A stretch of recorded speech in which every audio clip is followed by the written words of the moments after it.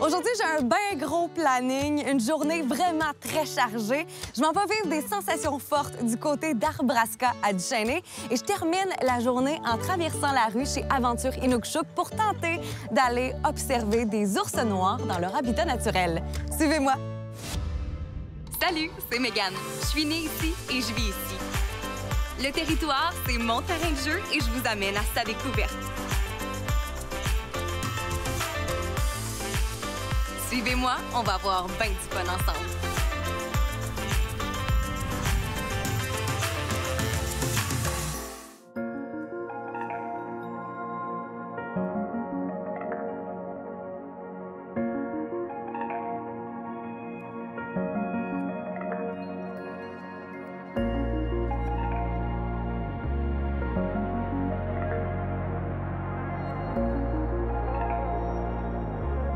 Pierre, comment on se retrouve dans un nouveau décor? Cette fois-ci, dans un décor très, très estival. On est dans votre nouvel espace plage du côté de Duchesnay, nouvelle offre de service que vous offrez ici. Absolument. Bien, ici, on a un endroit exceptionnel sur le bord du lac Saint-Joseph. Donc, vraiment un bel endroit que les gens peuvent profiter autant en hébergement que de l'extérieur avec un passeport journalier. Justement, parle-moi un peu de ce passeport journalier. Comment est-ce que ça fonctionne?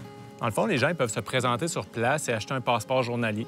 Donc, pour la journée, pour un adulte, on parle d'environ 45 $ Par la suite, les gens ils peuvent profiter de l'endroit, de la terrasse qu'on est en ce moment, mais également aussi toutes les embarcations nautiques. Donc, la planche à pagaie debout, le kayak, le canot. OK, il n'y a pas de frais supplémentaires pour louer une embarcation. C'est vraiment tout inclus dans ce prix-là. Exactement. Wow! Donc, un superbe site. Puis, on a aussi un espace de baignade avec les sauveteurs en période estivale. On parlait aussi justement des gens qui sont en hébergement. Nouveauté, ça vient tout juste d'ouvrir. C'est tout frais, tout beau. Parle-moi un peu de cette offre de service-là. Donc, on a 14 nouveaux chalets ici à Duchesnay depuis juin dernier. Donc, c'est vraiment une belle offre. Donc, on peut réserver à partir de 4 à 16 personnes, ces chalets-là. Les chalets se nomment les chalets Oxygène. On a encore les 48 chambres à l'auberge, donc quand même des très belles chambres aussi, avec l'offre du restaurant sur place.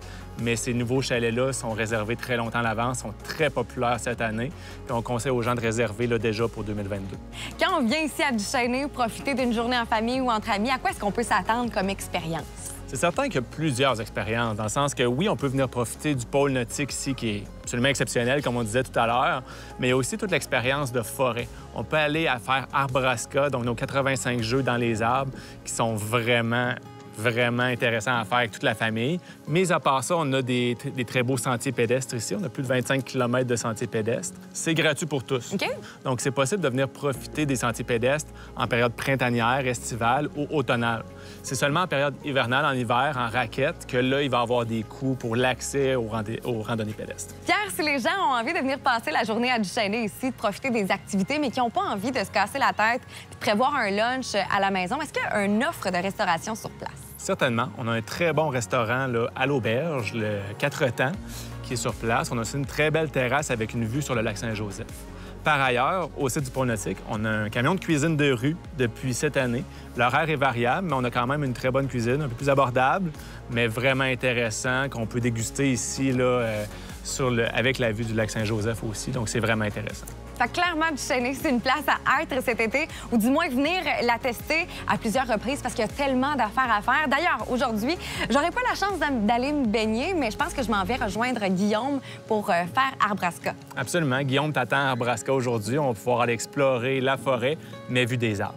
Yeah, j'ai hâte. Merci. Merci beaucoup. J'ai déjà fait du arbre en arbre, tel que c'est appelé plus communément, mais ça fait comme 10 ans. Et là, je me retente aujourd'hui, 10 ans plus tard, et je suis très fébrile, mais très excitée parce que je suis une fille très téméraire.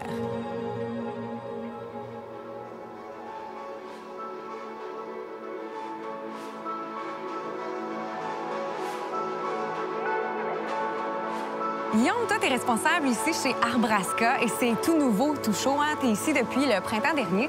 Dis-moi, qu'est-ce qui t'a amené dans cette nouvelle aventure-là? Oui, bien, moi, j'étais vraiment intéressé de venir ici parce que le parc avait été fermé l'année passée à cause de la COVID. Donc, c'est comme une nouvelle ouverture pour nous. On a un nouveau parcours, le parcours bleu, qui a été refait au complet cette année.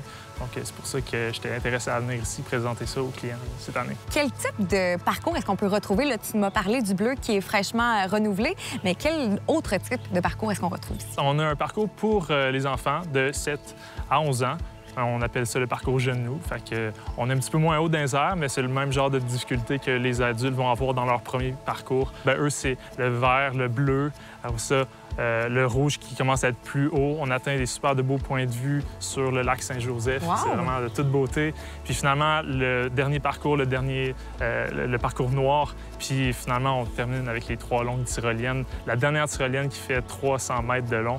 Fait que c'est vraiment le fun. On atteint une vitesse quand même considérable.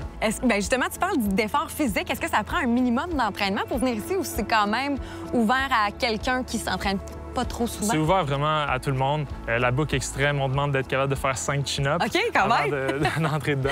Mais tu sais, c'est possible de faire quand même le parcours sans faire la boucle extrême, là. Vous avez plusieurs départs ici par jour, si je ne me trompe pas. Oui, donc on demande aux gens d'arriver environ 20 minutes avant leur départ.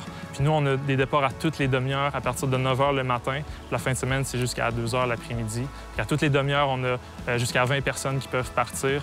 On va les envoyer à la cabane à harnais, où est-ce que là, il y a un guide qui les accueille pour leur donner l'équipement. On s'assure avec eux qu'ils sont bien ajustés au niveau de leur sécurité, donc l'harnais, le casque, tout ça, on va leur donner des consignes de sécurité. Puis ensuite, il y a un genre de parcours démo au début.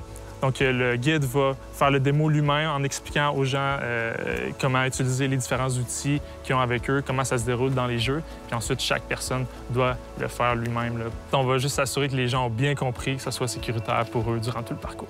Une fois que les gens ont réussi le parcours d'essai, est-ce qu'ils sont laissés un peu à eux-mêmes? Est-ce qu'ils sont autonomes à ce moment-là? Oui, les gens sont parfaitement autonomes. On a validé qu'ils étaient aptes là, à faire l'activité par eux-mêmes. Mais il y a des patrouilleurs quand même qui sont dans chaque parcours. Des fois, on les voit pas tout le temps, mais ils sont là. Ils s'assurent que les gens suivent bien les consignes de sécurité. Puis si jamais il y a quelque chose qui arrive, quelqu'un qui est moins à l'aise, commence à avoir peur, ou que quelqu'un qui a besoin de conseils, de questions, puis à ce moment-là, il y a quelqu'un qui va venir les aider au sol. Puis au besoin, bien, qui peut les évacuer, là. Et aussi dans les cas où est-ce qu'il y a des orages, des fois, bien ça, on s'assure que là, tout le monde soit à terre au moment qu'il va y avoir des éclairs qui vont passer. Est-ce que vous recommandez aux clients de faire une genre de petite checklist avant de se présenter à l'activité d'Arbrasca? Question de rien oublier. Oui, bien, la réservation est obligatoire, que ce soit par Internet ou par téléphone. Puis à ce moment-là, on va donner toutes les informations là, à la personne sur quoi apporter. Puis on demande aussi de remplir une déclaration d'acceptation des risques. Ça sauve du temps là, à l'accueil. Guillaume, tu m'as vraiment bien présenté à Arbrasca. Tu as bien mis la table pour l'activité que je vais vivre aujourd'hui. Fait que dis-moi, qu'est-ce qu'on fait aujourd'hui? On va commencer par le parcours vert, puis on va essayer de se rendre jusque dans le rouge, le point le plus haut dans les arbres, avec vraiment la meilleure vue sur le lac Saint-Joseph. Yes! Vous allez voir, ça va être un petit thrill. Quand même. Bien, j'ai hâte. On y va? Yes!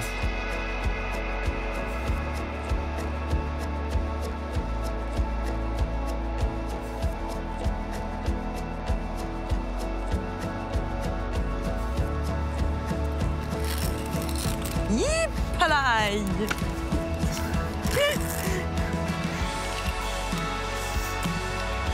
Avec Mégane. Vas-y un peu plus tranquillement. Ouais, parfait. Plus ça bouge, plus ça va être difficile. Excellent.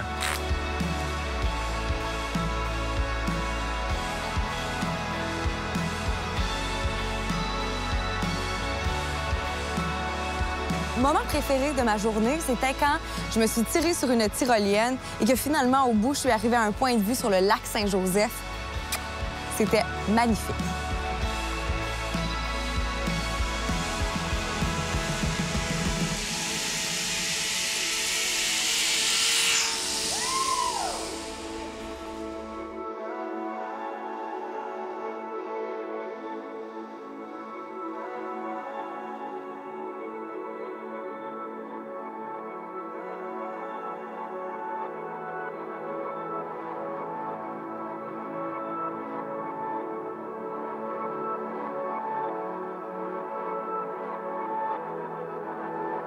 Quand j'ai su qu'il était possible d'observer des ours noirs en liberté ici même à Sainte-Catherine-de-la-Jacques-Cartier, à peine 30 minutes de chez nous, je capotais. Et tout ce que je souhaite aujourd'hui, c'est de pouvoir en observer de mes yeux vus.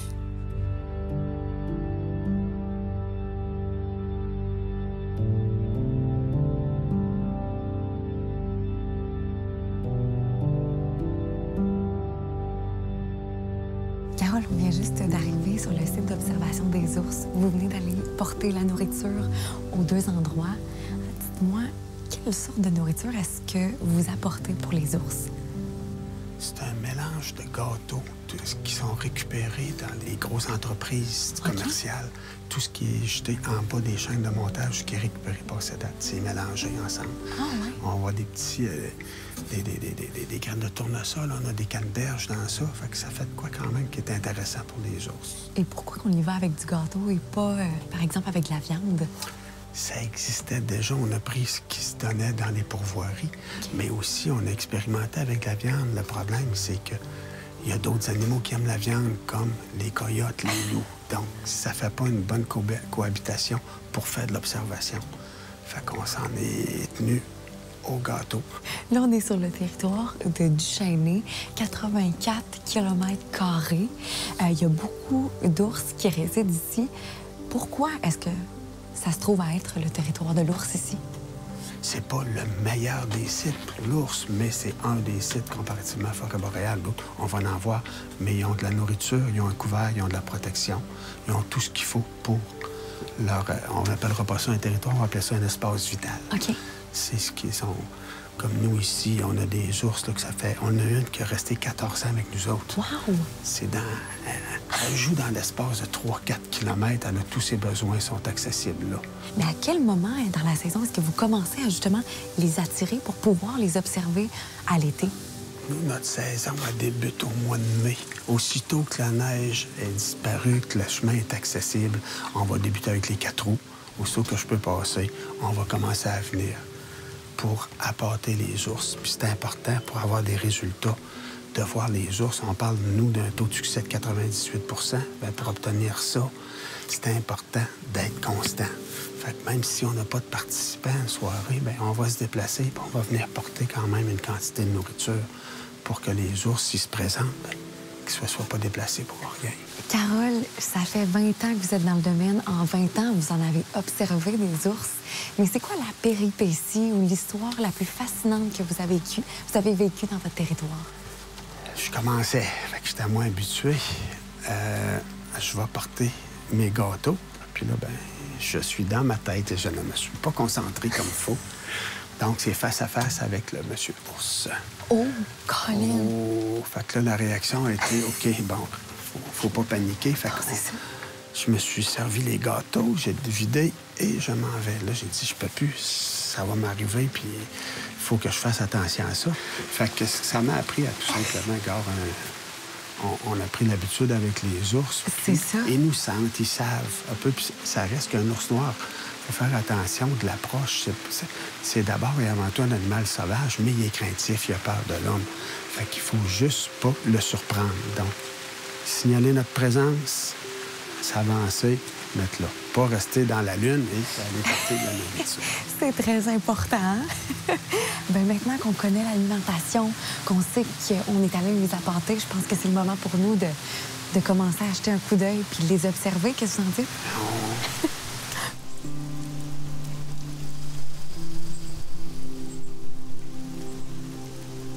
C'est entendu? Non? C'est entendu ce que j'espérais. Ah ouais? Juste un petit écureuil. Ah. En fait, un trrr. Ça, souvent, ça nous amène qu'il y a quelque chose qui l'a dérangé. Quand on marche en forêt, Ah oui? on va déranger un écureuil, il va nous faire un petit C'est son. Hein? vrai? C'est ce qu'on a entendu. Ah, peut-être, hein? Regarde. Ils viennent de passer là. On va les voir arriver. Ouais. Hey, c'est fascinant. Je suis plus que choyée d'avoir vu ça. Honnêtement, j'aurais jamais pensé voir des petits oursons en liberté dans ma vie. C'était comme un rêve devenu réalité même. Tu sais, c'est peut-être exagéré de dire ça, mais c'était vraiment cute.